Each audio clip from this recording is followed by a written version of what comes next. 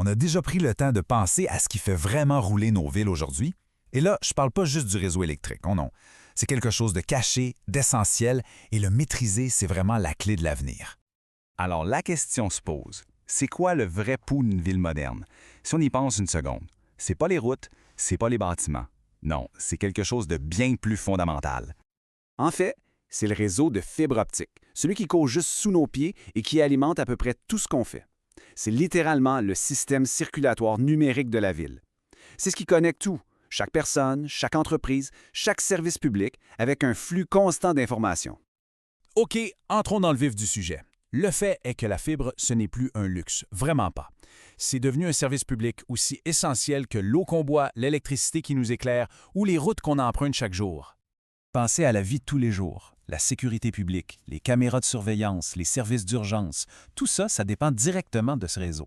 L'économie locale, les entreprises, les gens qui travaillent de la maison, même nos écoles fonctionnent maintenant à la fibre. C'est partout. Bon, si ce réseau est si vital, et il l'est, on pourrait penser qu'il est géré avec des outils de pointe, n'est-ce pas? Eh bien, c'est là que le bas blesse. Pour beaucoup trop de villes qui essaient de gérer cet actif-là, c'est comme essayer de naviguer dans une ville immense sans carte, sans GPS, sans rien. La réalité du terrain, c'est souvent un fouillis, un vrai casse-tête désorganisé au lieu du système fluide et intégré que ça devrait être. Les données sont éparpillées un peu partout, les relations avec les opérateurs sont compliquées, puis au final, il n'y a aucune source unique de vérité. Et ça, ce ne sont pas juste de petits mots de tête administratifs. Non, ces défis-là, ils ont d'énormes conséquences dans le monde réel. Quand les données d'une ville sont partout, elle perd le contrôle de sa propre infrastructure. C'est aussi simple que ça. Il y a des revenus, de l'argent, qui sont littéralement laissés sur la table. Le manque de transparence s'amène à des citoyens frustrés et à de la pression politique. Et le pire, sans plan fiable, on s'expose à des délais de projet et à des coûts qui explosent. OK, ça, c'est le problème. C'est le chaos. Comment est-ce qu'on arrive à un état de contrôle? La réponse, c'est une toute nouvelle façon de penser. Il s'agit de construire ce qu'on appelle un jumeau numérique du réseau physique. Et voici le principe qui guide tout ça. Pensez-y bien, la ville possède les conduits sous les rues, les poteaux le long des routes. Alors pourquoi est-ce que la ville ne devrait pas aussi posséder et maîtriser l'intelligence de ce réseau? Ça tombe sous le sens. Soyons clairs, reprendre le contrôle, ça ne veut pas dire acheter 15 logiciels différents qui ne se parlent même pas entre eux. Non, ça veut dire avoir une seule et unique plateforme intégrée qui gère tout.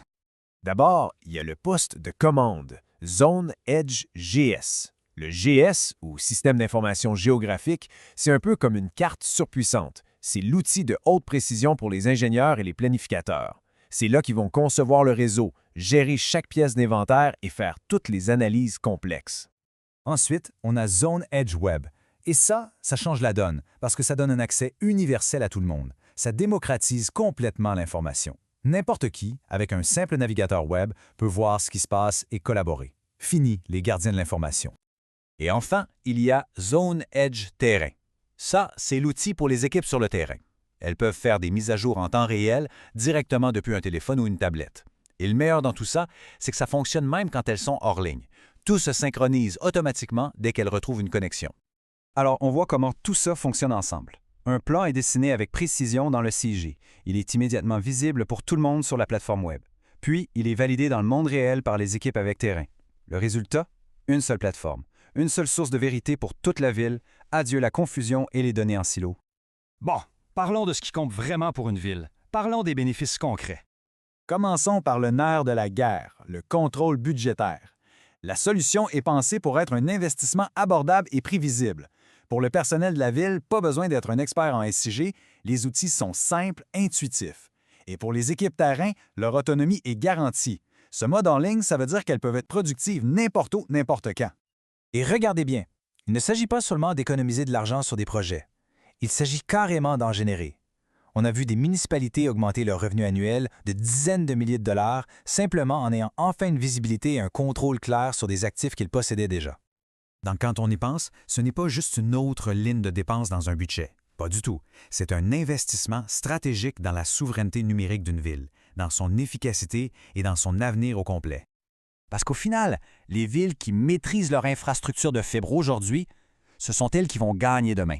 Ce sont elles qui vont attirer de nouvelles entreprises, de nouvelles familles, de nouveaux investissements. La question qu'il faut se poser, c'est donc, est-ce qu'une ville est en train de construire son avenir ou est-ce qu'elle se contente de réparer le passé? Commencez à concevoir, exploiter et innover votre réseau de fibre optique dès aujourd'hui.